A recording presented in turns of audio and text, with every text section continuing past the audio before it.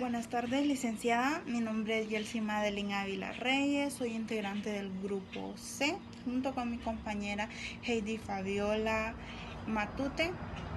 Pues nosotros le vamos a hablar sobre nuestro tema que está basado en las tres épocas en Guatemala, que es hacer una comparación sobre los aportes en el área industrial tanto en Guatemala como en Honduras. Nuestro objetivo principal es hacer una comparación de los distintos presidentes que hubo en esa época, en el año 1992 a 1921, para destacar al presidente que más hizo aportes en el área industrial, el que menos hizo aportes.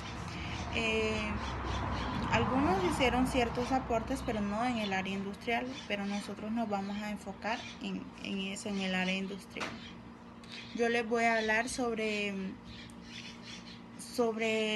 las aportaciones en Guatemala y también un poco sobre la conquista de Guatemala. Bien, según Alfonso Guillén Zelaya, él nos describe a Guatemala bajo tres distintas épocas, gobernadas principalmente por José María Reina Barrios, seguido de Manuel Estrada Cabrera y por último Don Carlos Herrera. Estas tres épocas fueron gobernadas de tres distintas maneras. Según él, describe Guatemala bajo la tiranía de Manuel Estrada Cabrera. Fue caracterizado por un presidente tirano. Unos hablaban bien, otros hablaban mal, entonces pues no se sabe más o menos con exactitud porque fue algo que ya pasó hace bastantes años. También dice que en su juventud miró bajo el relámpago de libertad de don Carlos Herrera y la ha vuelto a ver en su vejez bajo el régimen actual, y pues el objetivo es tener una visión de estas tres épocas y hacer una comparación de nuestra hermana república, tanto de Honduras y Guatemala, hacer una comparación para destacar cuál país es el que en esas épocas ha estado mejor, más apoyo, ya que pues la industria como tal es muy importante. Bueno, hablando del primer presidente de Guatemala, José María Reina Barrios, él era originario de la ciudad de San Marcos, Guatemala. Lo caracterizaban durante su mandato por ser un gobernante progresista y generoso. Su principal objetivo fue modernizar Guatemala, según él teniendo en mente París. Él quería ver que Guatemala se superara, y pues es algo muy importante porque a pesar de todo, pues él tenía esa visión de ver a su país engrandecido, pero bueno, debido a esto, durante su gobernación se realizaron bastantes obras, principalmente construcción de edificios, y le dio un apoyo también bastante grande a la enseñanza. Años después, debido a la crisis económica proveniente de la infraestructura y el fracaso de la exposición centroamericana, el presidente Reina Barrios comenzó a ahorrar en educación y cerró algunas escuelas.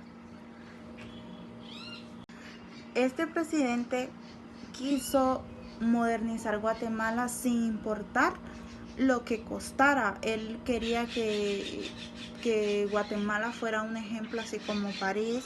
Sin embargo, no miró que había otras áreas que necesitaban de más apoyo y se enfocó en esto, y por eso luego entró en una crisis.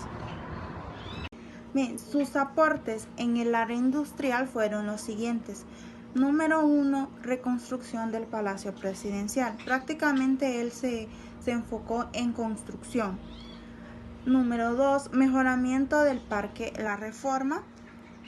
Otro construyó el edificio de la propiedad inmueble, actualmente Museo Nacional de Historia. Emprendió la construcción del Ferrocarril del Norte, que al final fue un fracaso porque se invirtió bastantes millones y entonces fue una pérdida.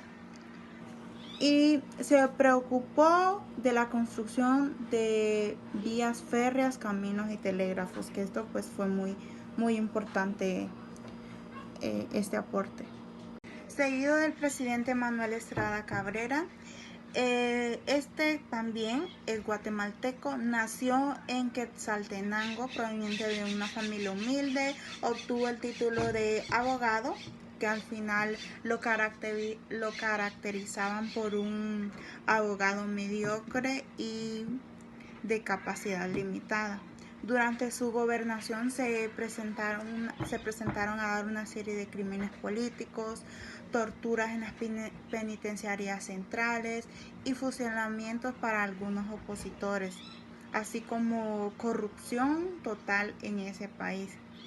Más que todo, pues en esa gobernación se dedicó a firmar contratos con empresas que no eran beneficiosas para el país. Y en el área industrial pues no hizo ningún aporte. Seguido de don Carlos Herrera Luna, también presidente de Guatemala, fue un hombre reconocido que era de negocios, fue un gran empresario y fue creador de una industria azucarera guatemalteca muy reconocida. Fue una persona con muchas ganas de superarse, visionario y perseverante, aunque fue derrotado por un golpe de estado de parte del general José María Orellana.